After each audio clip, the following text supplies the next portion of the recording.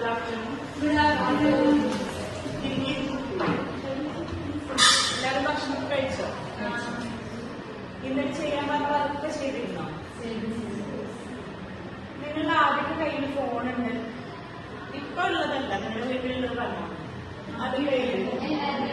ഏത് ബ്രാൻഡിന്റെ ഫോണാണ്, ഏത് കമ്പനിയുടെ ഫോണാണ് ഉള്ളത്? സാംസങ് മാത്രമേ ഉള്ളൂ? ഐഫോൺ ഉണ്ട്. പിന്നെ വേറെ ഏതെങ്കിലും ഉണ്ടോ? നിങ്ങൾ എന്തുകൊണ്ടാണ് ഫോൺ പർച്ചേസ് ചെയ്തത്? സാംസങ് എന്തുകൊണ്ടാണ് നിങ്ങൾ പർച്ചേസ് ചെയ്തത്? അല്ലെങ്കിൽ വിവോ എന്തുകൊണ്ടാണ് ആ ഒരു കമ്പനി സെലക്ട് ചെയ്യാൻ കാരണം എന്താ? നല്ല കേട്ട് പരിചയമുള്ള ഇതായിരുന്നു നമ്മൾ വാങ്ങിയില്ലേ. അതുപോലെ ക്വാളിറ്റി ബേസ് ചെയ്തിട്ട് വാങ്ങിയിട്ടുണ്ട്. അപ്പൊ ഇപ്പൊ പല പ്രൊഡക്റ്റുകളുടെ പേര് നിങ്ങൾ പറഞ്ഞു. ഓരോ പ്രൊഡക്റ്റ് എന്താണ് ഡിഫറെന്റ് ആണ്. അത് എന്തുകൊണ്ടാണ് ആ പ്രൊഡക്റ്റ് ഡിഫറെന്റ് ആവുന്നത്? ക്വാളിറ്റി അത് എന്ത് ചെയ്തിട്ടുണ്ട്?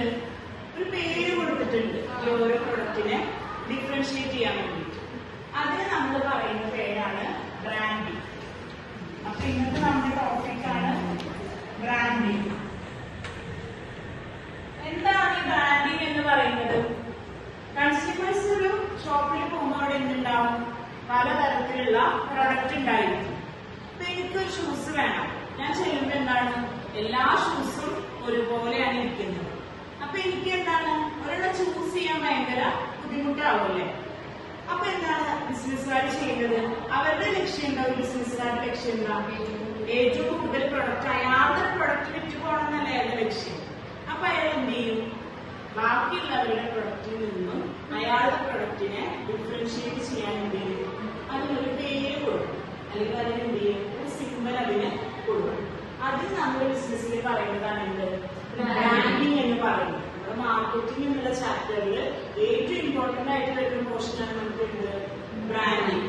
ഏതൊരു പ്രൊഡക്റ്റും സക്സസ് ആയിട്ട് ബിസിനസ് ചെയ്യണം എന്നുണ്ടെങ്കിൽ നമുക്ക് എന്ത് വേണം? അതൊരു നല്ല ബ്രാൻഡായി മാറണം. ഇനി നിങ്ങളുടെ ലൈഫിൽ, ഡെയിലി ലൈഫിൽ നിങ്ങൾ പല ബ്രാൻഡുകളും കണ്ടിട്ടുണ്ടാവും.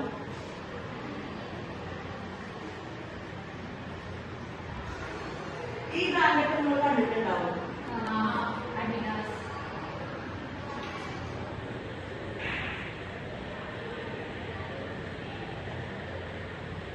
ഇത് എന്തിന്റെ ബ്രാൻഡാണ്?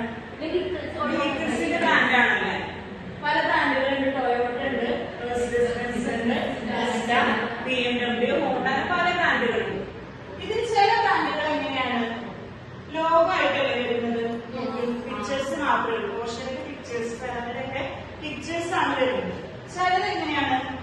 ലെറ്റേഴ്സ് ആയിട്ട്, നെയിം ആയിട്ട് വരുന്നുണ്ട് അല്ലേ. ഈ ടൊയോട്ട എന്ന് പറയുന്നത് എന്താണ്? നെയിമാണ്. കറക്റ്റ് ആയിട്ട് നെയിം കൊടുത്തിട്ടുണ്ട്. നമുക്ക് പ്രൊനൗൺസ് ചെയ്യാൻ പറ്റുന്നുണ്ട്. ടൊയോട്ട എന്ന് പ്രൊനൗൺസ് ചെയ്യാൻ പറ്റുന്നുണ്ട്. അങ്ങനെയുള്ള ബ്രാൻഡിന് പറയുന്നത് ബ്രാൻഡ് നെയിം എന്നാണ് പറയുക. പേര് ബ്രാൻഡ് നെയിം. ഇനി ഒരു ലോഗോ പോലെ, ഫോക്സ്വാഗന്റെ എന്താണ്? ലോഗോ ആണ്. ഇതിന് പറയുന്നതാണ് എന്ത്? Brand mark. സിമ്പിൾ ആണല്ലേ, കാണാനാണ് പറ്റുന്നത്. ഫോക്സ്വാഗന്റെ ലോഗോ ആണെന്നാണ് നമ്മൾ പറയുന്നത്. അതിനാണ് എന്ത് പറയുന്നത്? Brand mark. ഈ ബ്രാൻഡ് നെയിമിനെയോ ബ്രാൻഡ് മാർക്കിനെയോ ഒരു ബിസിനസ്സുകാരൻ രജിസ്റ്റർ ചെയ്യാണ്. രജിസ്റ്റർ ചെയ്യാന്ന് പറഞ്ഞാൽ എന്താ? അത് പിന്നെ വേറെ ഒരാൾ യൂസ് ചെയ്യാൻ പാടില്ല. അതിനാണ് നമ്മൾ എന്ത് പറയാ? Trade mark. ബ്രാൻഡിങ്ങിന്റെ മെയിൻ ആയിട്ടുള്ള കമ്പോണൻസ് 3 എണ്ണാണ്. ആദ്യത്തേതാണ് എന്ത്? Brand name. രണ്ടാമത്തെ ബ്രാൻഡ് മാർക്ക്. മൂന്നാമത്തെ എന്തായിരുന്നു? Trade mark.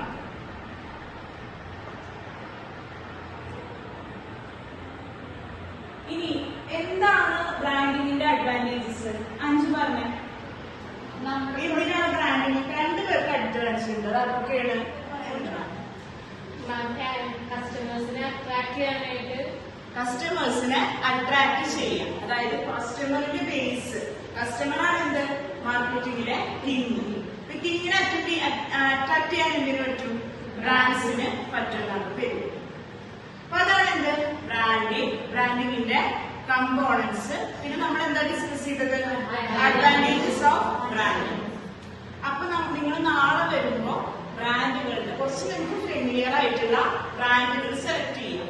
എന്നിട്ട് അത് ഡിഫറൻഷിയേറ്റ് ചെയ്യുക. ബ്രാൻഡ് നെയിം ആണോ ബ്രാൻഡ് മാർക്ക് ആണോ എന്നുള്ളത് ഡിഫറൻഷിയേറ്റ് ചെയ്യുക. അതിനുശേഷം ഓരോന്ന് സെലക്ട് ചെയ്താൽ മതി. ഏതെങ്കിലും 3 ബ്രാൻഡ് സെലക്ട് ചെയ്യാം. ആ കമ്പനിയുടെ ആ ഒരു പ്രൊഫൈല് നോക്കിയിട്ട് ആ ബ്രാൻഡ് നെയിം അവർ ഉൾപ്പെടുത്തിയ ശേഷം അവർക്ക് ഉണ്ടായ ഗ്രോത്ത് എങ്ങനെയാണെന്നുള്ളതിനെ പറ്റി ഒരു നോട്ട് എഴുതിയിട്ട് നാളെ ചെയ്ത്.